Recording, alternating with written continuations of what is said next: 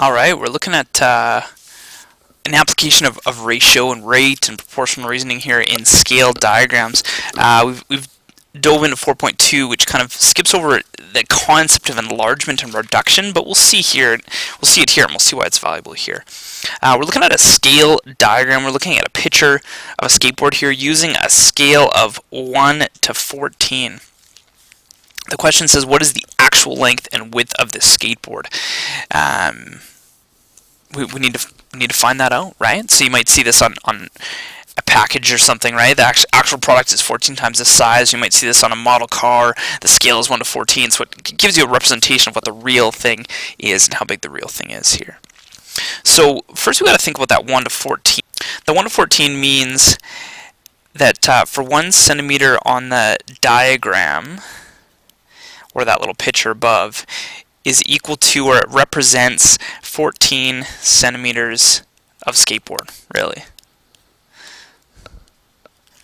That's what that scale represents. One centimeter represents 14 centimeters of skateboard. So we can also think of that like that.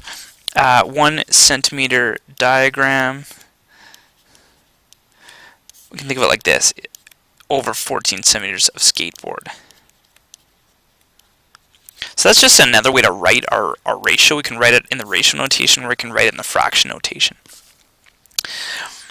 And now we can use that, right? Now we've got that fraction that's a little more workable. So 1 over 14 centimeters, if we're thinking about this width now, shown in the picture here, if that's our scale, 1 over 14 centimeters, one of the diagram and the skateboard, that'd be equal to 1.5 centimeters on the diagram, representing something, representing some amount of skateboard.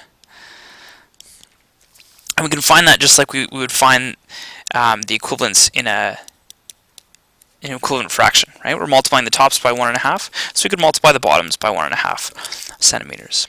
14 centimeters times 1.5 gives us a width of 21 centimeters.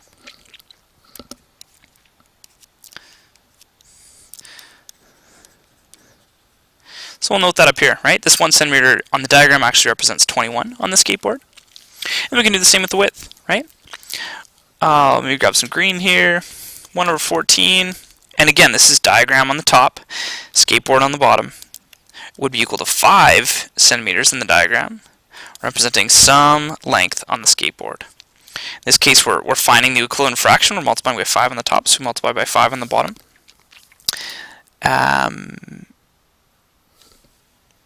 14 centimeters times 5 equals 60. So the actual length of the skateboard is 60 centimeters. So that's one use of our scale, right? That scale of 14 we kind of set up like a fraction, and we just created some proportions here. This is a proportion that we're solving. This is a proportion that we're solving. And what we did to make sure we're setting our proportions up correctly in this case is we matched the tops. Diagrams went with diagrams, skateboard went with skateboard. Over here similarly. Diagram went with diagram, skateboard went with skateboard. Okay? Make sure you've followed the steps. Make sure you understand what we're doing, how we're getting to the 60, why we set things up the way we set things up. And then you'll be able to try it on your own. You'll be able to check your own work against this and make sure you've set things up the same way and you've done the math the same way. In the next example here, we're going to work with some bigger numbers. We're also going to set things up a little differently. We're looking at a map. We're looking at a flight from Dawson City to Whitehorse up in the Yukon. The flight distance is 540 kilometers. But this distance on this little map we have is 3 centimeters. So 3 centimeters on the map is equal to 540 kilometers of distance. So we could even just use those as is to kind of figure out the scale. The first question here asks us to complete the following expression to express the map scale in words. We're looking for the scale, but we know that 3 centimeters on the map goes with 540 kilometers of distance. And again, I'm using my fraction notation. We could show that just with a colon as well, as a ratio. So I'm going to use that fraction notation to solve for this. If we had 1 centimeter on the map, how much distance would that represent? Now the other way, we've mentioned this before, the kind of shortcut method to solving is to cross multiply and then divide.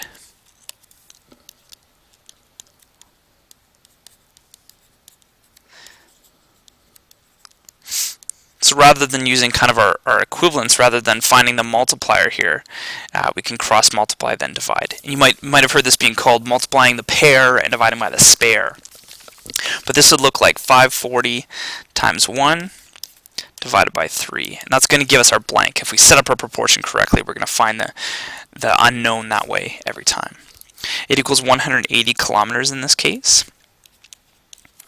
So our scale, we're completing A here. I should have put that in. 1 centimeter represents 180 kilometers. Right? That's what we saw here in that fraction notation. We could write it in the ratio notation as well.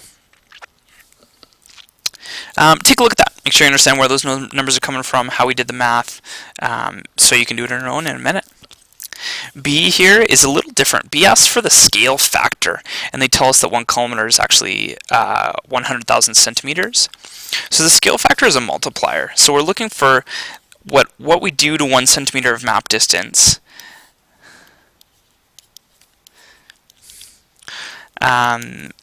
take 1 centimeter map distance times our scale factor, or times our multiplier, should give us 180 kilometers.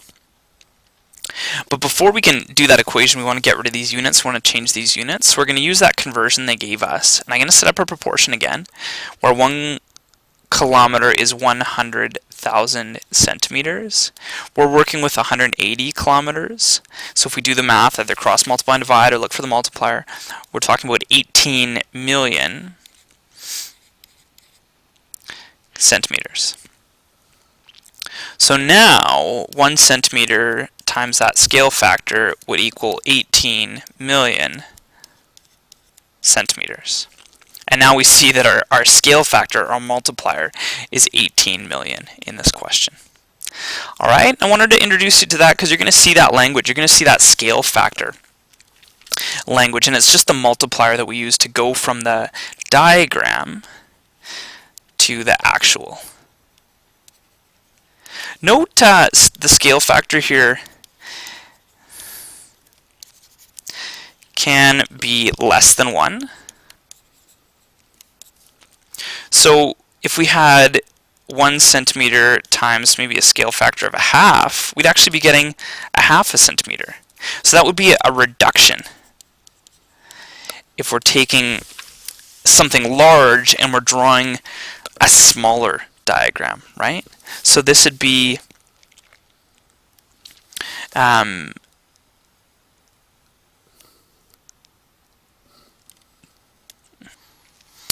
so the scale factor of less than 1 would be explaining a reduction, or explaining something that's getting shrunk when it's going either from the diagram to the actual or the actual to the diagram. But that scale factor would be used to shrink whatever it is that you're working with. All right. Make sure you go back and you've got the math figured out, you've got the examples figured out, you've got things written in as they're written here, and then go ahead and try some practice on your own. See if you can apply this and use it and go further with it. Good luck.